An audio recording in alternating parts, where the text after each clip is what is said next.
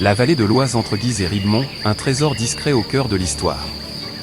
Nichée dans les paysages paisibles de l'Aisne, la vallée de l'Oise entre Guise et Ribemont déroule un ruban de verdure, d'eau et de mémoire. Ici, la nature suit encore le rythme tranquille des saisons, les clochers rythment les heures, et les pierres murmurent une histoire millénaire. Loin des circuits touristiques bondés, cette portion de la vallée incarne une France authentique, rurale et profondément enracinée. Guise, le berceau d'une utopie sociale. Impossible de parler de Guise sans évoquer le Familistère. Cet étonnant palais social, imaginé au XIXe siècle par Jean-Baptiste André Gaudin, est un monument à la fois architectural et idéologique. Industriel et philanthrope, Gaudin rêvait d'une société plus juste, plus humaine. Le Familistère, avec ses appartements lumineux, ses écoles, ses bains, son théâtre, reste aujourd'hui un témoignage rare d'un idéal social mis en pratique. Mais Guise ne se résume pas à cette utopie. Son château fort, en surplomb de l'Oise, rappelle une autre époque, celle des ducs de Guise, puissants seigneurs ligueurs du XVIe siècle. Leur destin, mêlé aux guerres de religion, à la cour des Valois et aux intrigues sanglantes, donne à la ville une aura à la fois noble et tragique. Les vestiges du château, parmi les plus vastes d'Europe, racontent ces siècles de pouvoir et de conflits. L'Oise serpente ici dans une vallée douce, creusée au fil des siècles dans le plateau picard. Les collines basses, les forêts éparses et les champs ouverts dessinent un paysage à taille humaine, propice à la contemplation comme à la randonnée. Le fleuve, tantôt calme, tantôt animé par le vent, lie Guise à l'affaire comme un fil d'argent. Il a façonné le paysage, mais aussi les hommes et les villages. Entre Guise et Ribemont, la vallée se fait plus discrète. Des hameaux, des fermes isolées, des églises romanes perdues dans les champs, tout ici parle de continuité. On y ressent une ruralité intacte, où le passé n'a pas été gommé. Les chemins de halage, aujourd'hui prisés par les promeneurs et les cyclistes, suivaient autrefois l'activité intense de la batellerie. L'Oise, navigable depuis l'époque gallo-romaine, servait de voie commerciale stratégique, reliant la région à Paris, puis à la mer. Même Napoléon y voyait un axe essentiel pour l'approvisionnement de ses armées. La vallée de l'Oise n'a pas échappé aux secousses de l'histoire. Elle a vu passer les invasions, de l'Antiquité aux deux guerres mondiales.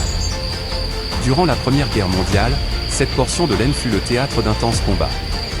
La ligne Indambur n'est pas loin, et les cicatrices de la guerre blockhaus, cimetières, villages reconstruits ponctuent encore le paysage.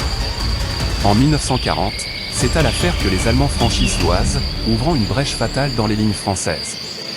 Pourtant, malgré les épreuves, la vallée a tenu bon. Ces villages ont été relevés. Ses habitants ont gardé une forme de résilience tranquille, ancrée dans les cycles longs de la terre et du fleuve. Ce qui frappe ici, ce n'est pas la démesure, ni l'éclat. C'est la sincérité. Un clocher qui dépasse une haie de peupliers. Un miroir d'eau dans un coude de rivière. Un calvaire au bord d'un chemin creux. Cette vallée n'a pas besoin d'effets pour toucher, elle parle à ceux qui savent écouter. Elle se mérite, et c'est ce qui la rend précieuse. Elle attire aujourd'hui des visiteurs discrets, des amoureux de patrimoine, des cyclotouristes en quête de calme, des familles qui veulent transmettre à leurs enfants une autre idée du voyage.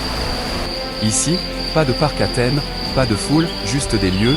Entre Guise et Ribemont, la vallée de l'Oise incarne un visage de la France que l'on croit disparu, celui d'un pays qui a traversé les siècles sans renier ses racines.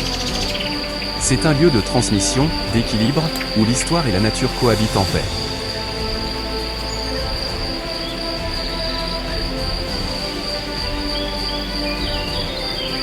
Sissi, avec sa chapelle des Dormants, classée monument historique en 1920, a été partiellement détruite pendant la Première Guerre mondiale. Les vestiges de cette chapelle se trouvent sur la place de la Chapelle à Sissi. L'église Notre-Dame de Sissi, reconstruite dans les années 1930 dans un style art déco, abrite aujourd'hui la mise au tombeau du Christ et elle se distingue par sa composition dramatique et réaliste. Ribemont possède un riche passé historique qui remonte à l'Antiquité. Des vestiges archéologiques témoignent de son occupation dès l'époque gauloise, notamment des haches celtiques et des sépultures franques découvertes dans la région. Au Moyen Âge, Ribemont était un lieu stratégique.